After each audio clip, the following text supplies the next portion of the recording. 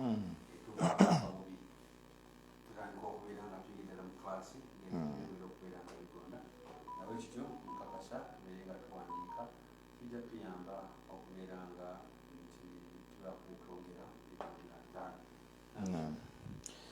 الله وفي الله وعلى الله فليتوكل المتوكلون أما بعد السلام عليكم ورحمة الله وبركاته.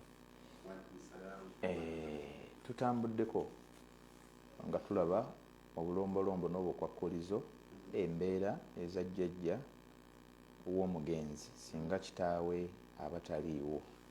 Jjajja tugambye yatuula mu ntebe y'obwa taata, era embeera eza taata ze twalabye wiiki ewedde zembeera ze tugambye nti jjajja kwatandikira kwennyini. Ne tugamba gye tugambye nti jjajja embeera esoose esole ey'okubiri ebadde yakuna mwezi ezeyongera ku jjajja. So egambye nti jjajja singa zze n'abooluganda kitegeeza taata taliiwo, naye jjajja byaliwo ow'omugenzi wamu n'abooluganda. Eyokubiri gye tusembeyo nayo yey'okuziyizibwa kwa jjajja mu busika completely. Ani amuziyiza? Naye tumulabye aziyiza jjajja ye taata w'omugenzi. Taata w'omugenzi bwe lwaba nga waali jjajja tewaliwo wayinza kwesolosa kuyingira mu busika, tabeera mu basika, talina bwayinza kubuuka mutabani we kuyingira ate mu busika. Embeera efaanako bwetyo. N'obujulizi bwe tutyo ne tubulaba okuva mu Qur'ani ekitiibwa. Kkiriza ate tulabeyo obujulizi obumu okuva mu hadithi z'omubaka Muhammad sallallahu alayhi wasallam. Atugamba owekitiibwa sallallahu alayhi wasallam mu hadithi eyaleetebwa nti ma rawaahu Imran bun Husayn. Imran bun Husayn aleeta wano obujulizi n'agamba nti radiyallahu ta'ala anhu, Allah asime ku ye, anna rajulan ata nabiyya sallallahu alayhi wasallam. Omusajja yagenda eri nabbi sallallahu alayhi wasallam faqaala, n'amugamba inna ibna ibni maata, mwe ya rasulallah mutabani wa mutabani wange yafa, min mirathihi, bw'abanga muzzukulu wange ye yafa, famaali min mirathihi, nze nfuna kyenkana kiki kyenfunako ku bibye. I wish singa ffenna twali bwe tutyo, naye abantu wano naye wala naye kanjogere wano waffe mu Uganda abantu muntu bwafa munnange bakuba gudiikudde, oli tayinza nakujja kubuuza kumanya nti bannaaye embeera bweti ne bweti eriwo, naye nkoze ndaze nganze ninamu akantu. Kino tukiyiga tufunemu ekyokuyiga abantu abali abatuwuliriza. Abantu bangi osangayo basenga nga balwa n'ebyobugagga bya mwannyinaabwe afudde, naye ate nga mwannyinaabwe alina abaana. Oba kategeera kati ekyo kiba simanyi bangiyite ntya mu ddiini, tekikkirizibwa, kikyamu. Abaana buli obeerawo be baba nannyini properties, gwe tolinawo oyingiramu atali mwana. Mbeera efaanako bwetyo, okuggyako abali exceptional obusiraamu bwe balondamu nti bano bankizo, ab'enkizo era nga n'enkizo yaabwe etunuulikika. Kati omuntu nga tonnaba kuva eri kugujubanira bya bugagga bya muntu ne waba alese byenkanawa, sooka omanye olinamu omugabo. Awo ndo kantwala opportunity bagamba nti ofiisi weeri ekawempe wali ya Islamic Intelligence Consultants Limited, so nga n'ennamba ze tubawo ku masimu osobola okuziyitako n'ojja n'osobola okumanya ensonga ezo. Kale nga tuvudde sijje twawadde taata nga omwana waali nga waliwo omwana yamugamba nti laka asudus, olinamu kimu kyaki kya mukaaga. Falamma adibara, nabbi bwe yamala omugamu omusajja oyo, famasha, yatambula n'akola ki? Falamma adibara, yatambula n'akuba amabega neyeyongerayo, daa, olinamu kimu kya mukaaga.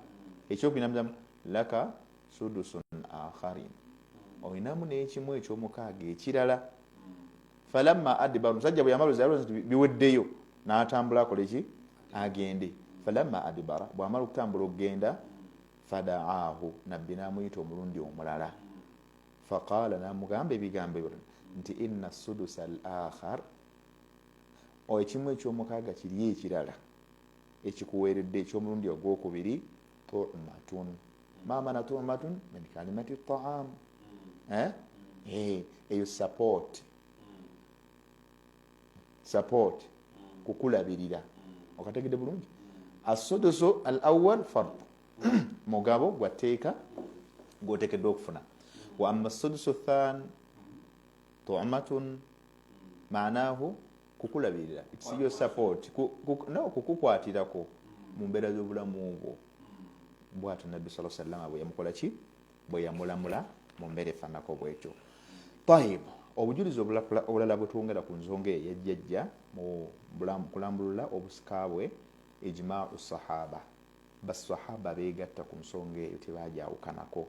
Aga radiyallahu ta'ala anhu ala anna al-jadda yarithu inda adami wujudi al-abi, bonna basahaba teri yakyawukanako nti jjajja ali omu ku basika abasikira omuntu yenna aba talina kitaawe. Onkategedde bulungi, ekyo bakyegattako. Qala al-imam ibn al-Mundhir, imam ibn al-Mundhir agamba rahmatullahi alayhi, ajma ahlu al-ilm min ashabi rasulillah sallallahu alayhi wasallama ala anna al-jadda aba al-abi, bonna bakikakasa. Baga ibn al-Mundhir agamba nti bonna basahaba bakikakasa nti jjajja ye kitaawe wa taata. La yahjibuhu an al-mirathi ghayru al-abi, atayina muziyiza mu busika okujjako taata. Simanyi oba okitegeera. Bonna basahaba bakimanyi, basahaba be bali abayonka ku nabbi irimu.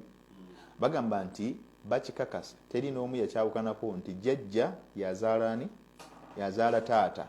Era ne bakitegeeza nti jjajja aziyizibwa mu busika na muntu omu yekka, ye taata nga waali. Wa anzilu ljadda bilhajibi wa anzilu ljadda bilhajibi walmirathi manzilata alabi fi jamii lmawadii. Kyava tugamba nti kale nabwe kityo jjajja mumuteekenga mussa mu mbeera y'okuziyiza oba obutaziyizibwa, walmirathi naddala n'embeera ez'obusika, manzilata al-abi fi jamii al-mawadhi, mu mbeera z'obusika bwe kijja mu mbeera y'okuba nga tuli mu busika mu bifo byonna, mu ngabanya yonna, mu nteekulula yonna, jjajja mumuteeke nga mu ssali erimu nga bwe mumuteeka taata. Ekitegeeza nti wano jjajja mu bigambo bya Ibn al-Mundhir biraga bulazi nti jjajja ali mu ssali erimu nga taata bwakola ki, bwali. Illa fi thalathati, okujjako fi thalathati ashiya, mu bintu bino bisatu jjajja wayawukanirawo ko ne taata. Ahaduhuma, ekimu kuzo, zawjun wa abawaani. Mu masala agabagazze nga galimu jjajja n'abakadde ababiri. Okategedde? Wa thaniya, ne omulundi ogwokubiri, zawjatun wa abawaani, singa mukyala w'omugenzi, owulidde, asoose abadde bba w'omugenzi nga azze n'abakadde ababiri, obanga mukyala w'omugenzi yazze n'abakadde abameka, ababiri, agandi li ummi thuluthil baaqi. Wano mu masala gano oba mu ngabanye eno, maama w'omugenzi afuna kimu kyakusatu ekisigalawo. Onkategedde bulungi? Mu ngabanye eyo, fihima ma'al abi, nga bazze bombiri ne taata mu ngabanye eyo.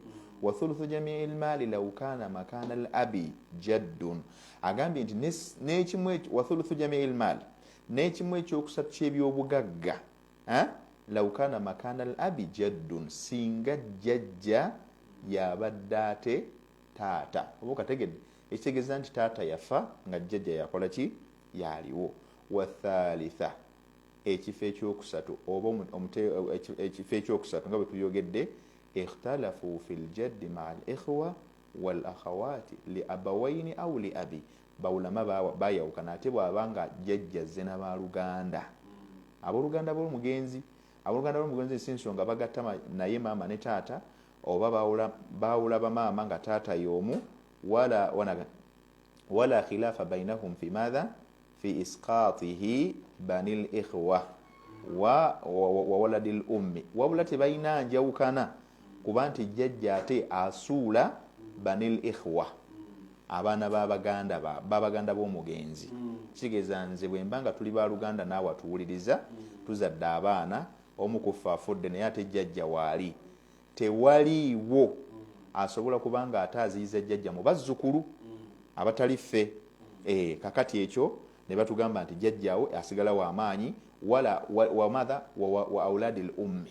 Era bano abaganda baffe maama baba yazaala gye yabazaala eyo, tebasobola kubanga ate baziyizaani jjajja era jjajja nabo abasuula jjajja w'amaanyi baganda baffe maama be yazaala mu taata omulala tebasobola kujja nga muganda waffe yafudde sayidi eno nga jjajja waali kyetugamba nti mu bulombolombo bw'okujja kw'abaana ba maama adamu wujudul asli min adh-dhukur tewateekeddwa kubaawo kikolo mu bikolo eby'abasajja eby'omugenzi. Then ekisemberayo ddala dhakarahum wa unthahum, si nsonga baana bawala oba balenzi bonna jjajja abasuula. Engeri budde gye butambudde kkiriza tulekeyo akadde k'amasimu.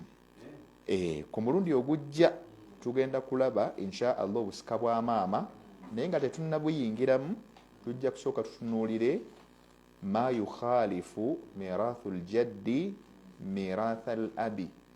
Okategedde bulungi ebyawula obusika bwa taata ku busika bwa jjajja. Ensonga ezo ziri 5 tujja kuziraba zo tujja okutandikirako oluvannyuma butereevu tuyingire ate mu busika obwa maama. Barakallahu fiikum wa jazakumullahu khair. Kiriza ssebo.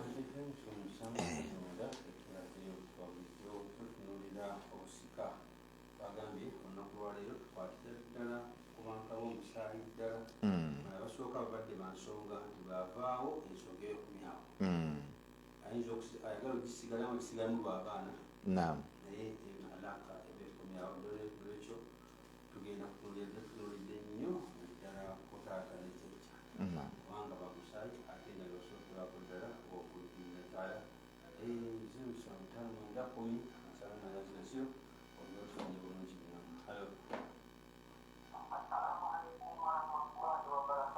Wa alaikum salam wa rahmatullahi wa barakatuh. Senso kuulize.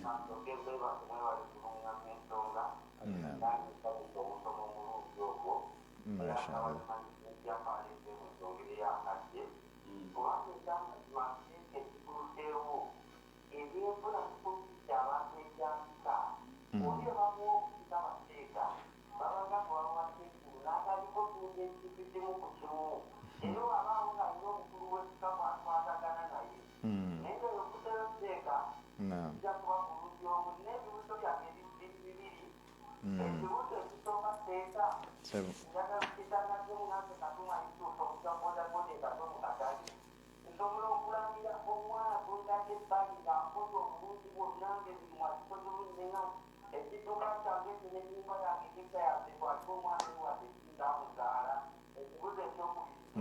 Nga si gwa muzaala si wa musaayigo. Okay, kale. Naam. Naam.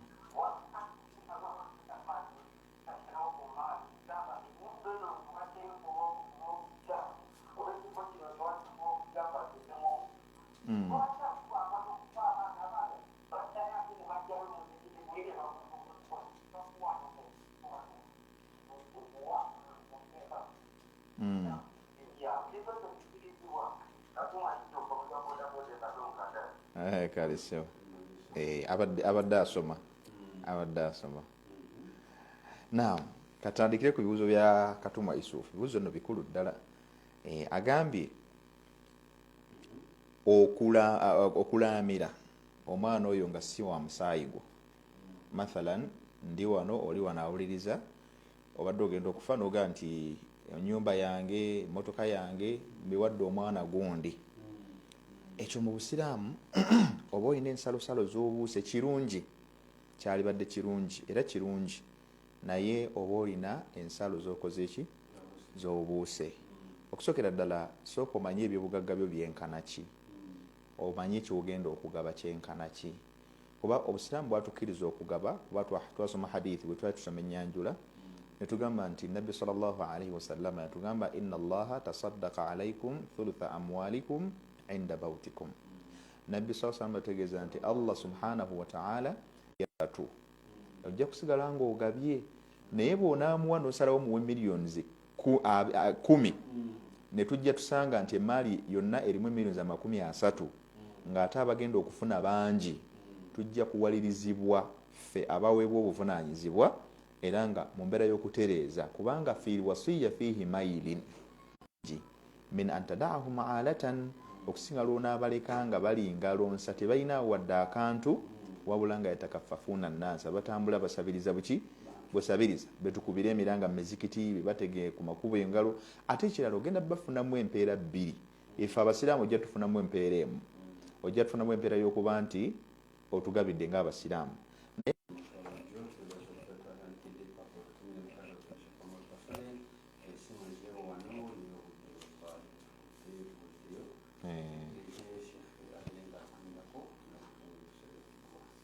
mashallah so mukkirize bannange nsooke mbebaze ku namba zino oyinza okuyita ku WhatsApp oba okukuba